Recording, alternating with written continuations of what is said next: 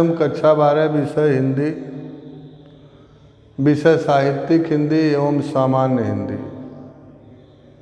अध्याय 3 सूरदास, जिसका शीर्षक है भ्रमर गीत पढ़ाएंगे। ऑनलाइन कक्षा में श्री राजाराम इंटर कॉलेज तरियारी कराकत जौनपुर।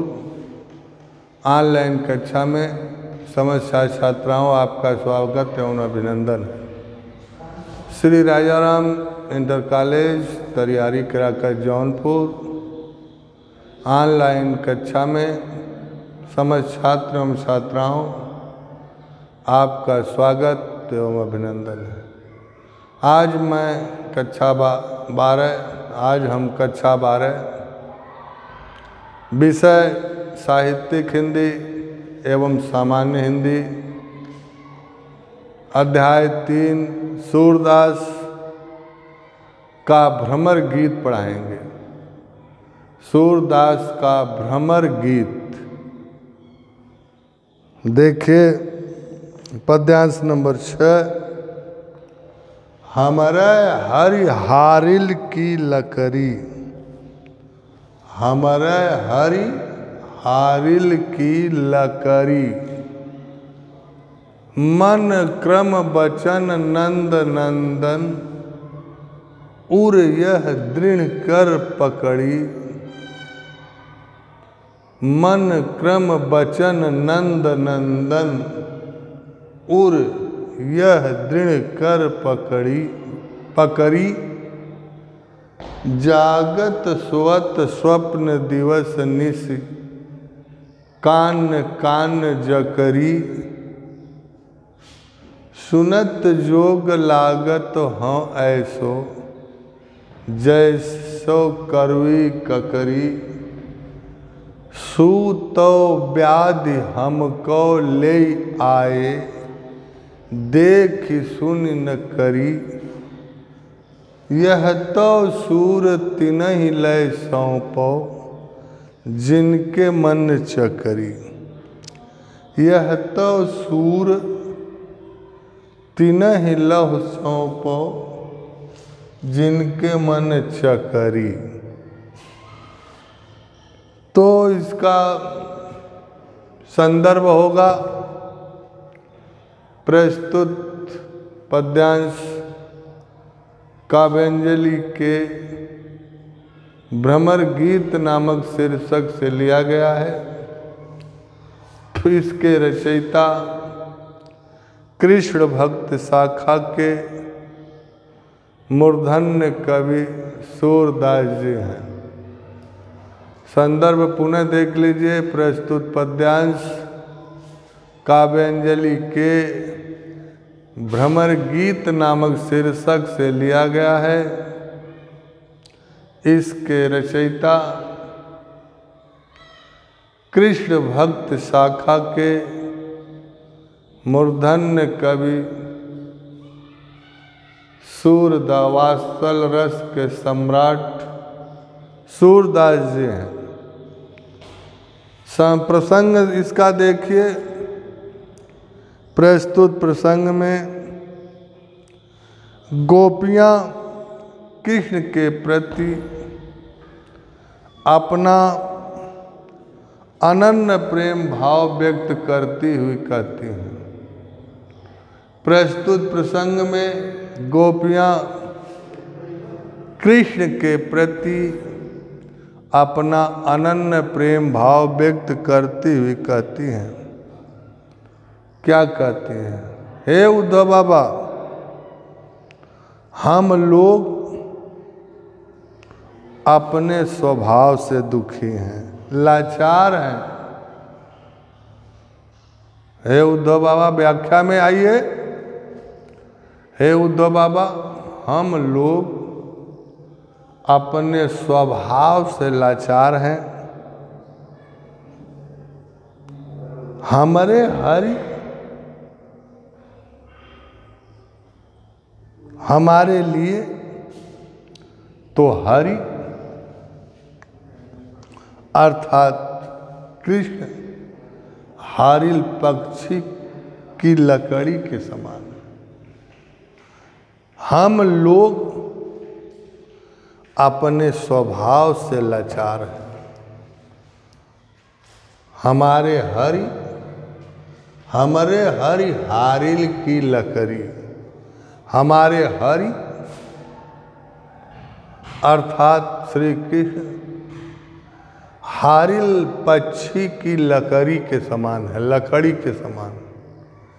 जैसे हारिल पक्षी जहाँ उठती है बैठती है, अपने पंजे में एक सूखी लकड़ी को पकड़े हुए रहती है, दबाए हुए रहती है, उसी तरह हमारे हरि, हम अपने प्रीतम श्री कृष्ण को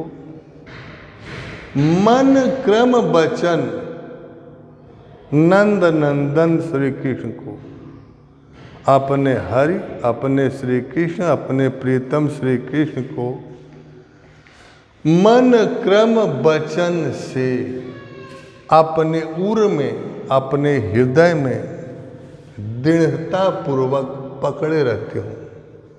जिस प्रकार से हारिल पक्षी एक सूखी हुई लकड़ी को अपने पंजे में हमेशा दबाए रहती है, पकड़े रहती है, उसी प्रकार हम अपने प्रीतम श्री कृष्ण को, अपने हरि को अर्थात श्री कृष्ण को मन क्रम और वाणी से, मन क्रम और वाणी से अपने हृदय में दृढ़ता पूर्वक, मजबूती पूर्वक पकड़े रहती हूँ, दबाए रहती हूँ, अपने हृदय में बसाए रहती हूँ। जागत सोवत स्वप्न दिवस, जागते सोते सपना देखते दिन रात हम लोगों को केवल कृष्ण कृष्ण की रट लगी रहती है। हे उद्धव बाबा, आप कौन सा ब्रह्म ज्ञान का उपदेश दे रहे हैं, कैसा दे रहे हैं? हमारे हरि, हमारे भगवान श्री कृष्ण, हमारे प्रीतम श्री कृष्ण तो हारिल पक्षी की लकड़ी के समान है। जिस प्रकार हारिल पक्षी अपने पंजे में एक सूखी हुई लकड़ी को पकड़े रहती है, दबाए रहती है, उसी प्रकार से हम लोग अपने कृष्ण, अपने प्रीतम श्री कृष्ण को मन क्रम और वाणी से अपने हृदय में दृढ़ता पूर्वक पकड़े रहती हूँ, दबाए रहती हूँ, अपने हृदय में बसाए रहती हूँ। जागत सोवत स्वप्न दिवस, जागते सोते सपना देखते दिन रात हम लोगों को केवल एक ही कृष्ण कृष्ण की रट लगी रहती, दूसरी कोई नहीं। सुनत जोग लागत हो ऐसो जैसो ककड़ी करवी ककड़ी। आप हम लोगों को, आपकी यह योग साधना तो हम लोगों को सुन सुन कर करवी ककड़ी के समान तीखी लग रही है।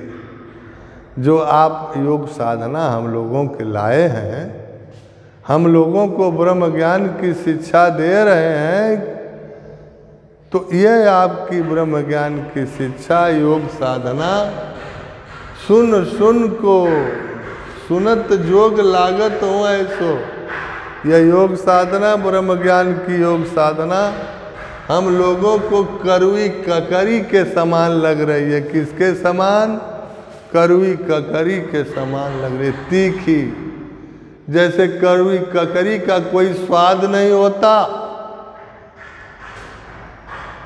ऐसे ही आपकी यह साधना, योग साधना ब्रह्म ज्ञान की, इसका हम लोगों का कोई न स्वाद है, न मन में मंदिर में है, न कोई कुछ है। यह करवी ककड़ी के समान तीखी लग रही है। सूतो व्याधि हमको ले आए। हे उद्धव बाबा, हम लोगों के लिए तो आपने एक रोग लाग दिया। सूतो व्याधि हमको ले आए, देख सुनी न करी, न आपने देखा न सुना न समझा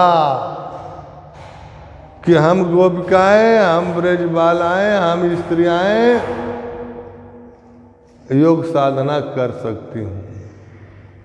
हम लोगों के बूते की बात नहीं, हम लोग योग साधना नहीं कर सकती हूँ। आपने हमारे लिए ये क्या ला दिया है? रोग ला दिया। यह रोग व्याधि हमको ले, व्याधि माने रोग, रोग पैदा कर दिया, रोग ला कर दे दिया है, जिसे न आपने समझा न सुना न उस पर विचार किया कि हम अबलाएं, हम स्त्रियाएं इतना बड़ा योग साधना ब्रह्म ज्ञान की कैसे कर सकती हूँ। यह तो सूर तिनहि लय सौंपो। हम लोगों का मन तो एकदम कृष्ण प्रेम में दृढ़ हो गया है। न कोई दूसरा ब्रह्म ज्ञान है, न कोई दूसरा प्रीतम है, न कोई दूसरा ब्रह्म है। केवल हम लोगों के लिए प्रीतम श्री कृष्ण ही एक ब्रह्म है। हम उन्हीं को जानती हूँ, उन्हीं को समझती हूँ और अन्य किसी को नहीं, क्योंकि यह तो तिनहि लय सौंपो। ये उद्धव बाबा, यह आप योग साधना उनको, उन्हीं को ले जाकर सौंप दीजिए जिनका मन चकरी के समान चंचल है। हमारा मन तो एकदम कृष्ण प्रेम में दृढ़ हो गया। वहाँ हमारे हृदय में, हमारे मन में दूसरे के प्रति कोई चंचलता नहीं है, कोई दूसरा विचार ही नहीं है अन्य के प्रति। जिनका मन चंचल है उन्हीं को ले जाकर यह आप योग साधना सौंप दीजिए। अर्थात उन्होंने ही भेजा है ना, उनका मन चंचल है श्री कृष्ण को, उन्हीं को ले जाकर यह योग साधना ब्रह्म ज्ञान की उन्हीं की शिक्षा दो, उन्हीं को दो। हमारा मन तो कृष्ण प्रेम में अत्यंत दृढ़ हो गया, कहीं दूसरी जगह जाने वाला नहीं है। इसलिए इसका काव्य सौंदर्य देखिए। सूरदास ने ज्ञान योग पर भक्ति योग की प्रधानता का वर्णन किया है। ज्ञान योग पर भक्ति योग की प्रधानता का वर्णन किया है। नंबर 2, सूरदास जी ने भ्रमर गीत की यह प्रधानता है। सूरदास के भ्रमर गीत की यह प्रधानता है कि गोपियां अपनी भीषण प्रहारक परंतु साहसपूर्ण तर्क प्रस्तुति से एक ओर योग को अपने लिए अनुपयोगी बताया है, अनुपयोगी सिद्ध करती हैं, तो लगे हाथ उद्धव को बगले झांकने के लिए मजबूर कर देते हैं। अपने लिए योग साधना को अनुपयोगी बताती हैं तो दूसरे ओर अपने अपने तर्क के माध्यम से उद्धव को बगले झांकने के लिए विवश कर देती हैं, लाचार कर देती हैं। हारिल पक्षी विशेष जो हर समय अपने पंजे में सूखी लकड़ी को दबाए रहता है। भाषा ब्रज भाषा, भाषा ब्रज भाषा, अलंकार अनुप्रास यमक अलंकार, रस वियोग श्रृंगार, शब्द शक्ति लक्षणा, छंद गे पर